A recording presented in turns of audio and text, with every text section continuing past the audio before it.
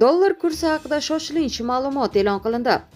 O'zbekiston Respublikasi Markaziy banki xorijiy valyutalarning o'zbek so'miga nisbatan 3-mart kuni amalda bo'ladigan qiymatini belgiladi. Unga ko'ra, dollarning rasmiy kursi 18,39 so'mga oshdi va 12,190,57 so'mni tashkil etdi. Yevro kursi 53,89 so'mga tushdi va 14,303,20 so'm etib belgilandi.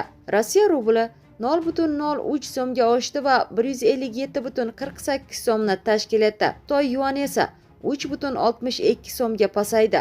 1771,22 so'm etib belgilandi. Oltinning 1 grammi uchun narx esa 39,900 so'mga oshdi va 2,119,200 so'mni tashkil etdi.